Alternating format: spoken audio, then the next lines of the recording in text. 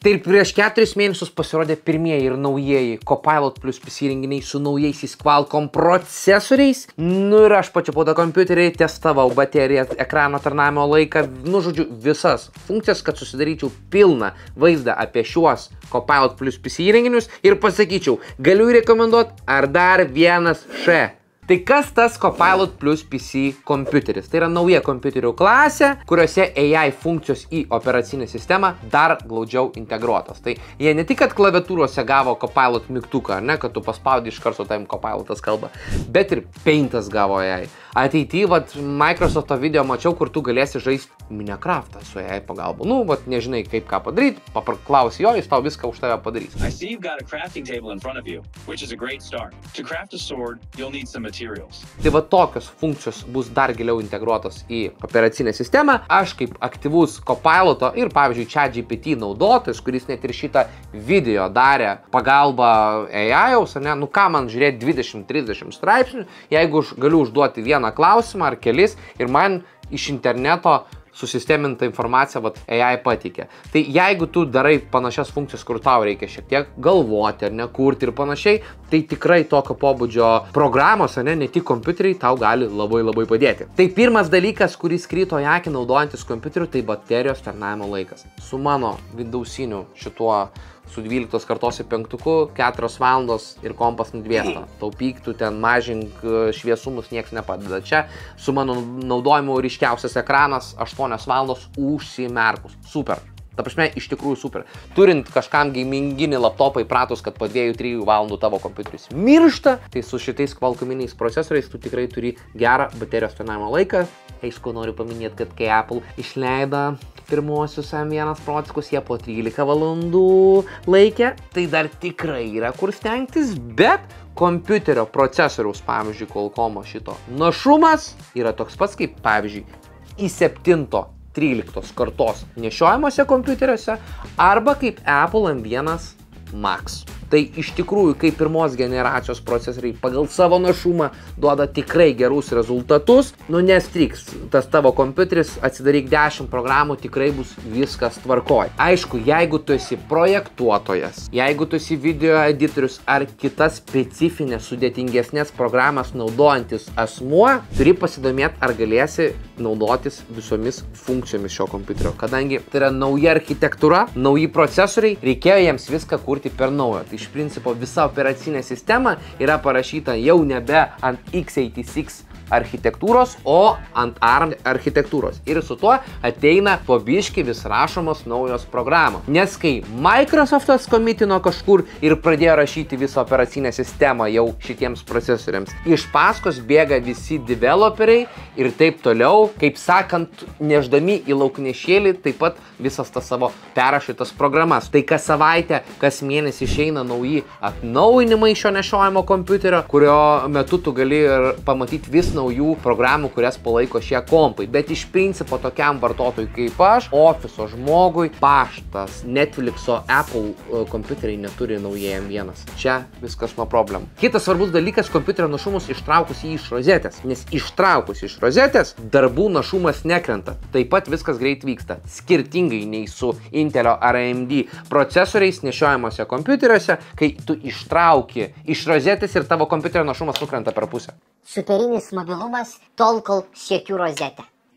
Šiaip kalbant apie pačią įrenginių kokybę, padarymą ir panašiai, visi, kas pamato šios kompiuterius, tai sako čia Apple. Nu, tai jie ir buvo sukurti iš tikrųjų konkuruoti su Apple renginiais dėl materialo ir panašiai, nes, nu, Apple iš tikrųjų vartotojas statistinis, ne, jūs ir nori to lengvumo, patogumo, malonumo. Tai čia ir yra tas Windowsinis įrenginys, kuris turi vat, visas specifikacijas iš išvaizdos, kokybės, malonumo, lengvumo, kurias turi Apple. Tai tikrai viskas yra su jais tvarkoj, naujie įrenginiai yra tikrai neišimtis. Man asmeniškai, kalbant apie šitą tabletą, tai buvo patogu oro uoste ir traukiny. Kai reikia pasidėti ant savęs kompo jau, ta prasme, jis tiesiog nesilaiko, tai čia labai yra specifinis įrenginys. Tačiau dar vienas paminėjimas apie kamerą. Niekur nesu matęs tokio lygio kameros nešiojamame kompiuteryje. Tai ir palyginsim dvi kameras, Surface įrenginių Čia yra nešiojamas kompiuteris, kuris kainuoja virš 2500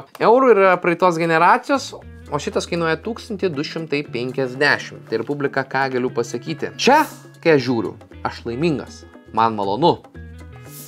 Kai žiūriu čia, man labai liūdna pasidaro, aš pasidarau piktas. Ir aš nenoriu būti piktas.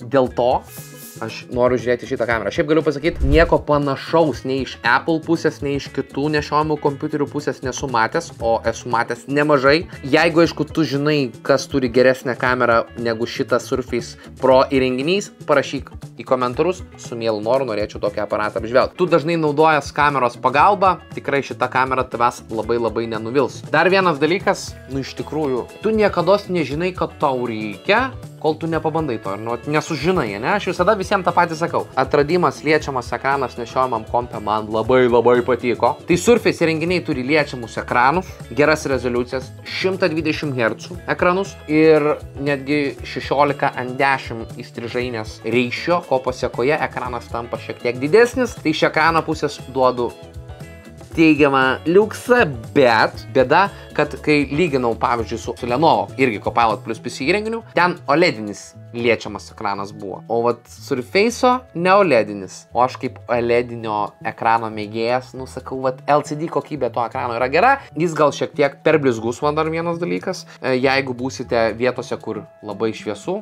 matysite ne ekraną, o save. Ir turbūt esminis klausimas, tai ar galima žaisti ant šito kompiuterio? Nu, Zifai, kaip manai, galima ar negalima? Negalima. Ugniau, galima ar negalima? Kažką galima. Legit. It'll take a lifetime to tunnel through this. Tai publika tikrai žaidimų galima. Aišku, jų našumas, ta prasme, tu nepalyginsiu su šitais procesoriais. Čia yra visai kitas dalykas, bet vėlgi turit suprasti, kad programų kūrėjai, tie developeriai turi pasivyti tą įrangą, kurią kūrė gamintojai. Nes iš principo tik atsiradus tokiai įrangai, aš kaip kūrėjas arba developeris galiu parašyti jai kodą. Tam laiko užtruks ir čia vienas toks fun fact. Gali būti, kad ateityje, jeigu Microsoft visi šitie įrenginiai ir ta operacinė sistema išeis, gali būti, kad iš tikrųjų atsiras desktopiniai ARM procekai. Ir Qualcommas gali būti vienas iš jų. Tarp kitko girdėjau gandus, kad jie bandė ten Intelio kažką nusipirkti, bet jiem dėl konkurencinių sąlygų, kaip ir Nvidia ARM technologijas neleido nupirkti, tai va jiems su Inteliu. Bet kažkas po biškį turėtų iš to išaugti, nes Microsoftas visam šitam reikalui komitino, kiti bus iš paskos. Tai istorija, kurią jums noriu papasakot, yra tai, kad mano mylimoji Rūta nusprendė atsisakyti savo Apple kompiuterio. Jai jis nepatiko.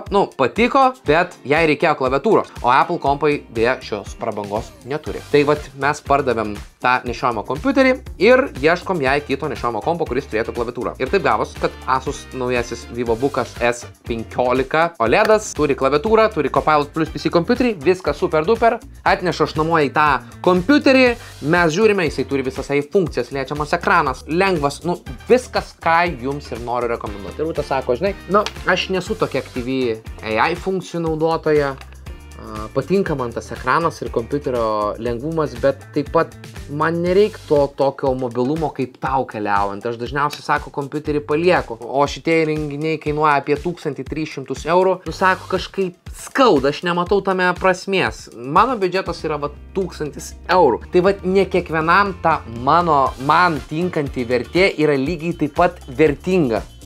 Ką? Tai kokias galutinės išvados pasinaudoju šito kompu? Gera linkme eina, smagu, kad mes turim dar vieną žaidėją rinkoje, tai čia yra pirmas geras dalykas. Ko pasiekoje gal tų gamintojų atsiras ir daugiau, ko pasiekoje mes turėsim iš ko rinktis. Ir aš kaip vartotojas, naudojantis tą pačią operacinę sistemą, už šią kainą gaunu didesnį baterijos tarnavimo laikas. Ir jeigu tai yra man labai svarbu, tai kokias galutinės mintis ir išvados, žiūrint ir naudojantis šito nešiojamo kompiuteriu. Tai vis tiek rekomendacija iš mano pusės, viską žinot, praktiškai visos programos veiks, procesoriai geri, baterijos laiko ilgai, kaina gali kandžiotis, bet vėlgi, šitas įrenginys nėra bet kam, yra pilna įrenginių už 500-600 eurų baziniam naudojimui, tai yra toks labai specifinis vartotojas, toks kaip aš, kurių planetoje tarp kitko yra apie 3 ar 400 milijonų, tai tikrai bus su mano rekomendacija ar ne pirks šitos nešiojamus kompiuterius. Svarbiausia, tikrai įsitikinau, kad čia nėra dar vienas marketinginis triukas ir didžiulis š. Tai jeigu patiko šitas video, neprašysiu tavęs nieko, žinai ir pats ką padaryti. Iki sekančio.